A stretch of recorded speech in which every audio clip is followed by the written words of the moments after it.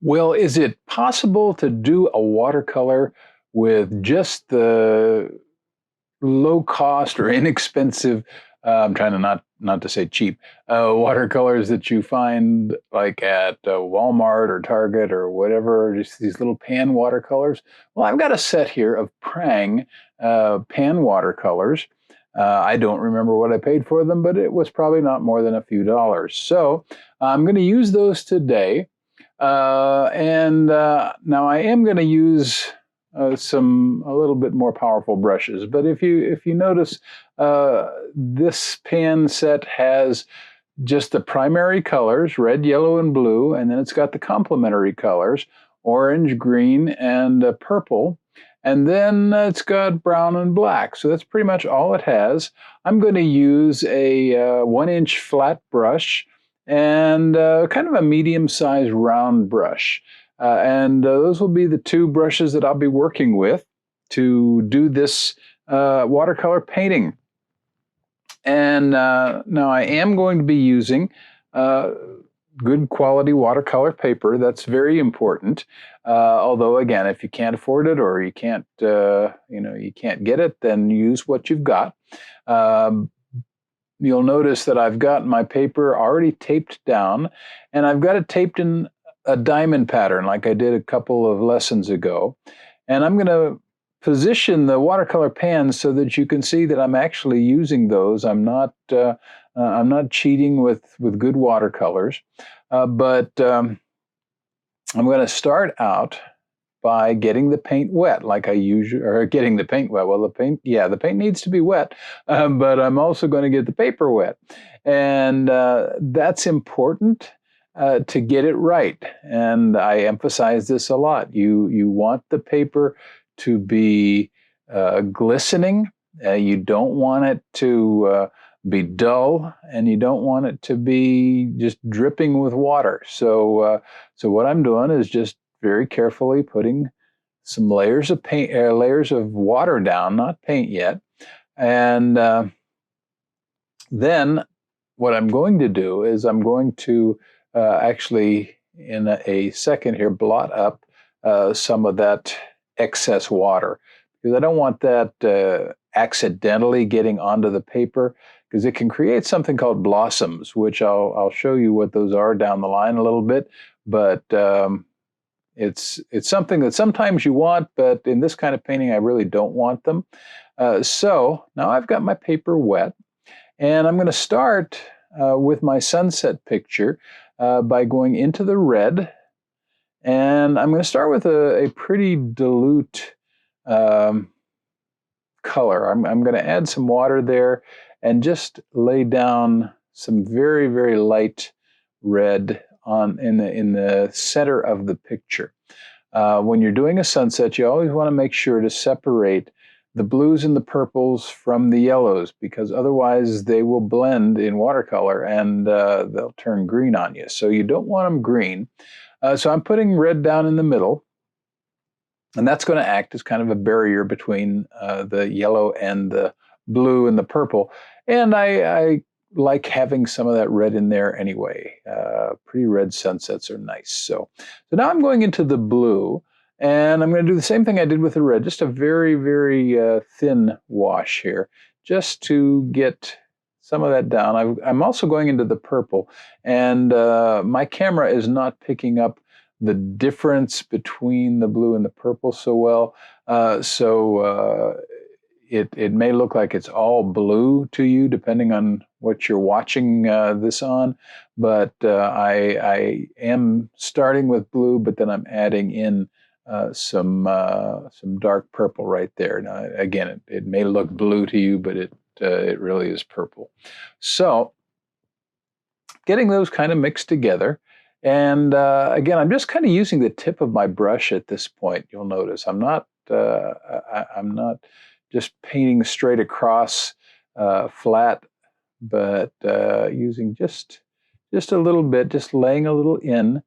And I'm trying to be really careful with that yellow pan because it had a little green in it, and I didn't want to pick up that green and carry it over. So There we go. Now, what I'm doing here is the water, when you tape down like this, the water, if you have a lot, will tend to go toward the edges. And you'll notice several times that I use my brush to soak up excess water. Now here I'm just tilting so I can blend the colors a little bit.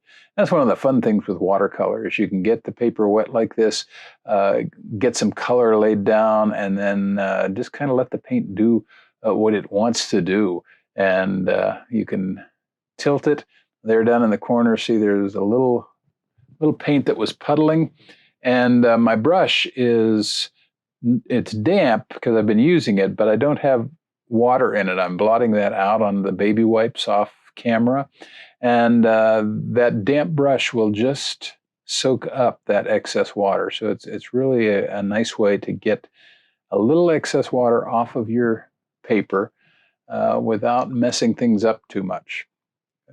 Okay, now I'm coming in and I'm the big red blob in the center. I kind of want to thin that out a little bit, spread that out a little bit.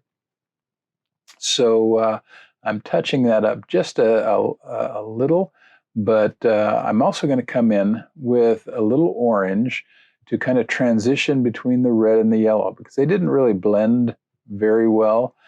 So now I could have blended them directly, but this little set has all the primaries and complementaries, so I'm just going to throw in that orange there. Okay, I'm coming back in with a little bit more red, but this time I'm going up into the blue, so it will blend a little bit and give me a little bit more purple, and you can kind of see that actually even better than the purple that has come straight out of the pan.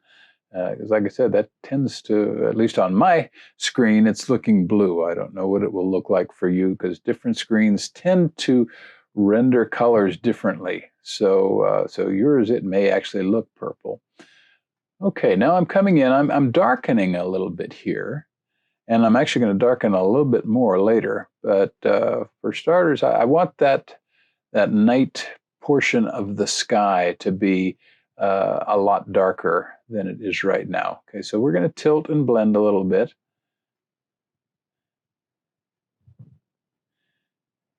And again, just kind of let the colors have fun and do what they want to do.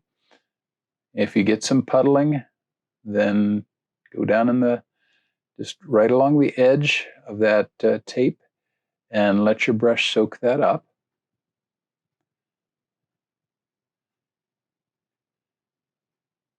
You can see the way the light is shining on the paper, what I mean by glistening. I don't have puddles there. I just have a nice sheen on the paper.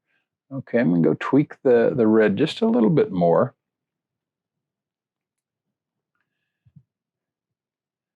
And actually kind of pull it across just a little. Get that a little softer.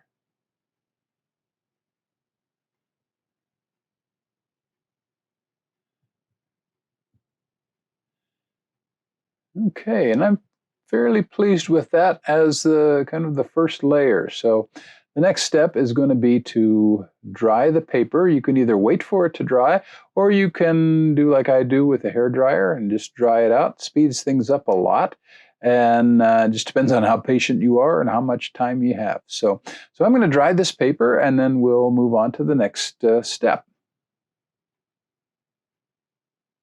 Okay, the paper's dry now. You'll notice it does dry lighter. Watercolors dry lighter than when you see them wet. But I'm very pleased with how it's come out so far. Now, what I'm going to do in this next step is I'm going to darken the upper part of the sky. I'm going to be using both the blue and the purple in that.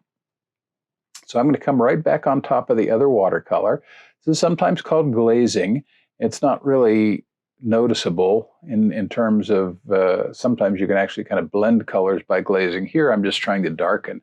And you'll notice I'm using my round brush this time because I will come back in with a flat in a minute, but I want the patterns to not be quite so flat, because what I'm doing now is I'm going to suggest some clouds in between the red and the blue as the sky transitions up to nighttime.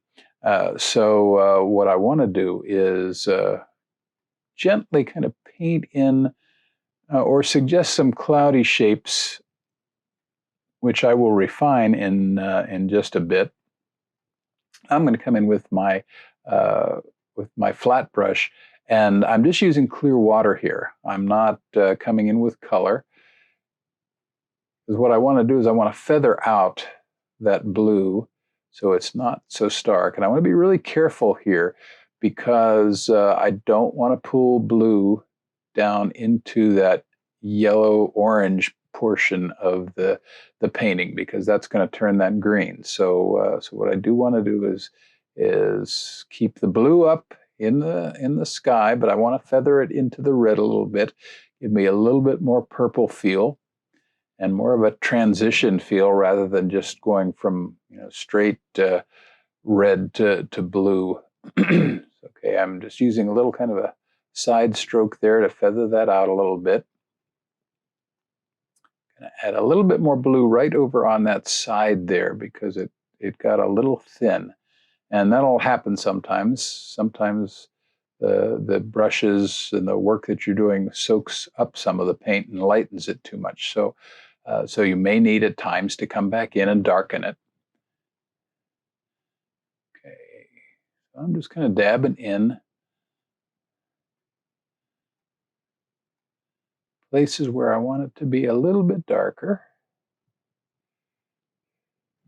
I want that night sky to look like a night sky, because we're going to put some stars up in there.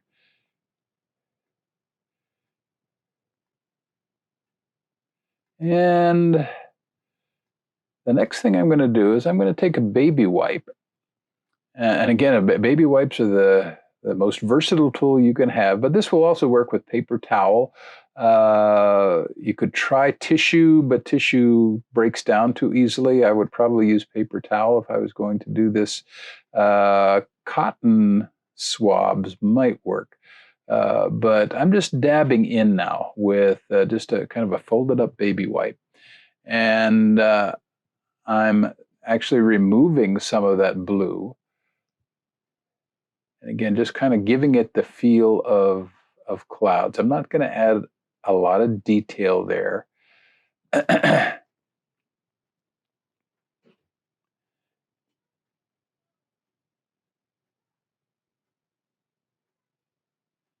And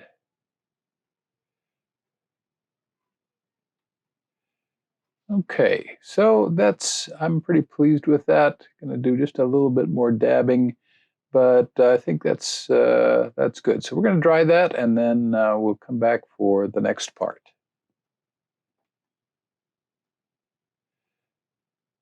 Okay, part 3. Now, the little set of prangs does not have white, so I'm going to have to deal with that if I'm going to put stars up in the sky.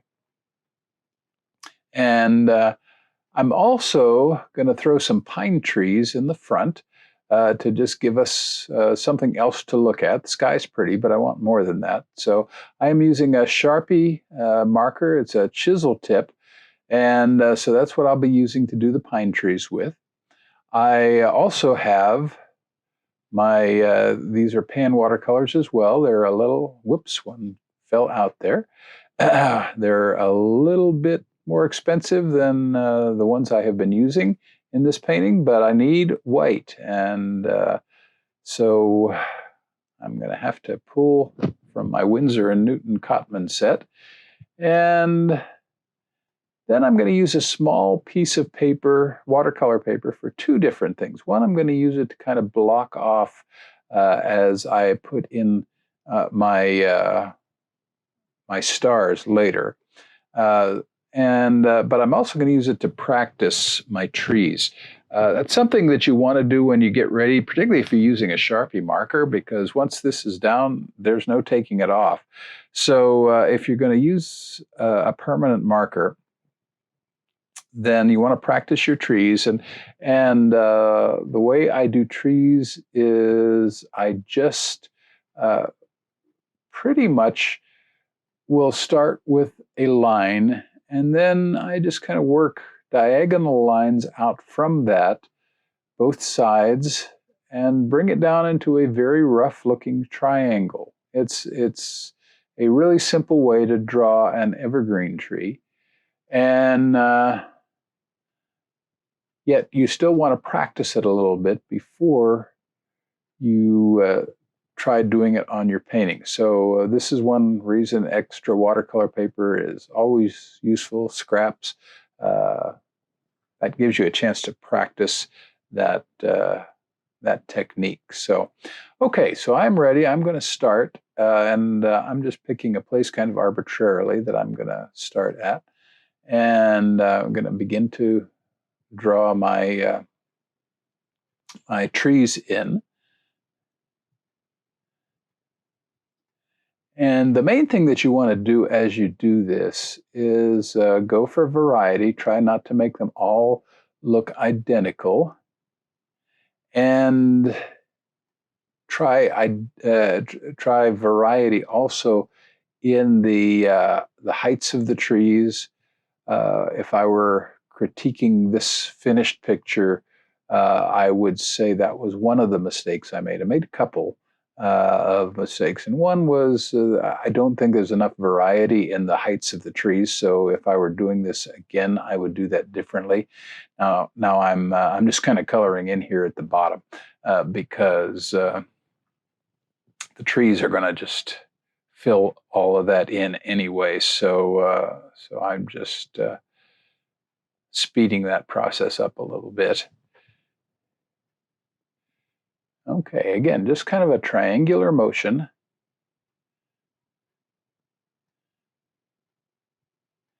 And be sure to let some of the sunset show through. Don't make it just totally black there. You want some of that light showing through. For a couple of reasons. One, it's more realistic because if you have just a single stand of trees like that, then light is going to show through. If you have a big forest, it might block it off. But you can decide yourself how much you want these trees to come up. You can bring them all the way up to the corners if you want. It's just really up to you and your preferences. And you might eventually, if you like doing this style, you might want to begin to experiment with some different effects. You might want to draw a little mountain in there, or if you really want to challenge yourself, try putting a cabin or something on a hill. Now here is where I was talking about earlier. The trees on the side there are pretty much the same height. I would add some variety to that if I were doing it again.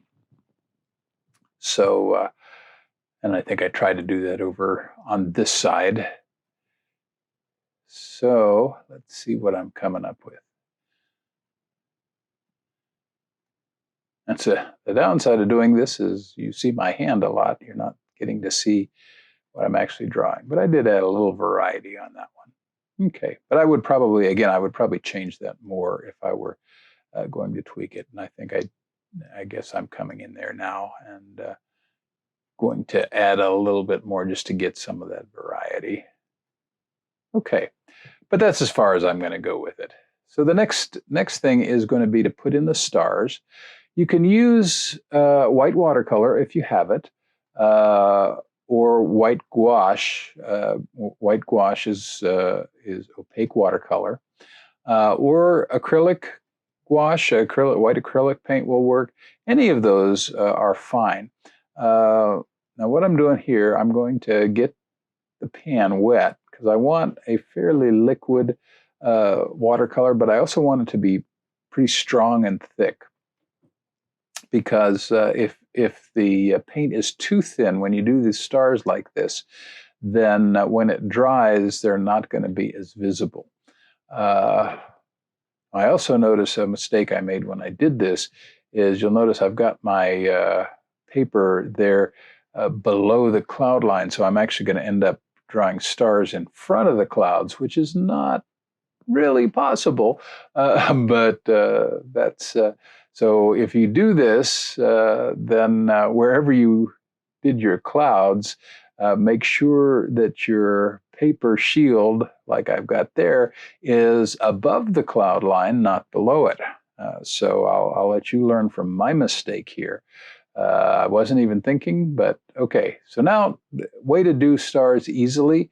Don't try to dab each individual star, but just load your brush and then just tap on your finger like that. There are other ways to do it, but this gives you a really nice random feel. You don't want the stars to look too uniform, and if you dab them in individually, then they're going to look like you dabbed them in individually. So I'm even compounding my mistake here. I'm bringing stars farther down in front of the clouds. So don't do that when you do this painting. Make sure that if you do the clouds, that you are going to put the stars up in the sky, not in front of the clouds. And then another way to do it is if you just do a straight sky without adding those clouds in, then you can put the stars wherever you want to. And that's what I should have done. But again, this is always a learning process. No drawing painting is ever perfect. We're always learning as we work with them. So that is our project. The last thing is to take the tape off. Let's see what it looks like.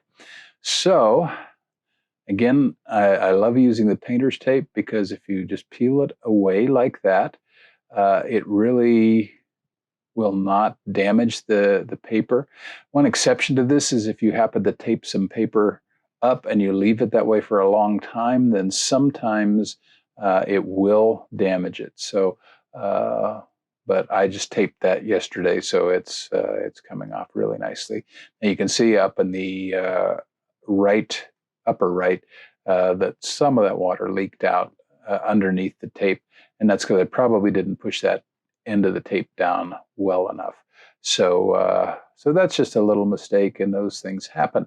But I hope you enjoyed this. I love working with watercolors, and as we go through the rest of this workshop, I'm going to show you different techniques. I'm going to show you different types of watercolors to work with.